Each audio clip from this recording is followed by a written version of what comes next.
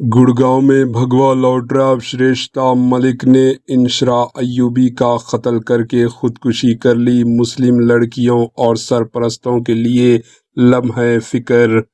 ریاست ہریانہ کے شہر گڑگاؤں میں پیش آنے والے 25 سالہ سافٹ ویئر انجینئر انشرا ایوبی کے قتل کا افسوسناک واقعہ ہر حساس دل کو غمزدہ کر دینے والا ہے۔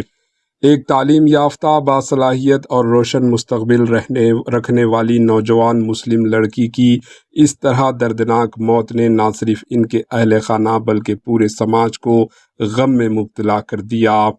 پولیس کے مطابق انشرا ایوبی، جو اتر پردیش کے ضلع سیتیا پور کے رہنے والی تھی اور جامعہ ملیہ اسلامیہ سے تعلیم حاصل کرنے کے بعد گڑگاؤں میں ایک پرائیویٹ کمپنی میں سافٹ ویئر انجینئر کے طور پر خدمت انجام دے رہی تھی۔ ان کی لاش سیکٹر 55 میں واقع ایک پی جی پیئنگ گیسٹ رہائش گاہ سے برآمد ہوئی۔ ابتدائی تحقیقات کے مطابق ان پر چاقو سے متعدد وار کیے گئے تھے۔ اطلاعات کے مطابق مسلم لڑکی اپنے ہندو بوائے فرینڈ کے ساتھ پی جی میں رہ رہی تھی، جو شرعی اعتبار سے حرام اور ناجائز ہے، جو آج کل کہہ رہے ہیں کہ لیو ان ریلیشن شپ۔ ابتدائی تحقیقات سے پتہ چلتا ہے کہ پہلے شریشتا ملک نے انشرا ایوبی کو قتل کر دیا اور بعد میں خودکشی کر لی۔ شریشتا ملک کی لاش ریلوے ٹریک کے قریب ملی۔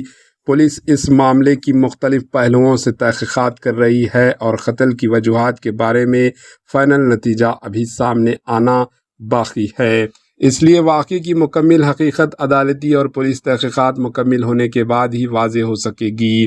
یہ افسوسناک واقعہ والدین، سرپرستوں اور نوجوانوں سب کے لیے ایک سنجیدہ پیغام میسج رکھتا ہے۔ آج کے دور میں جب نوجوان تعلیم، ملازمت، جاب یا دیگر وجوہات کی بنا پر گھروں سے دور رہتے ہیں تو ان کے اخلاقی، نفسیاتی اور روحانی رہنمائی پہلے سے کہیں زیادہ ضروری ہو جاتی ہے۔ اسلام نے مرد و عورت کے تعلقات کے بارے میں واضح حدود رکھے ہیں۔ ایسے تعلقات جو نکاح کے بغیر قائم کیے جائیں اسلام کی تعلیمات کے مطابق جائز نہیں ہے۔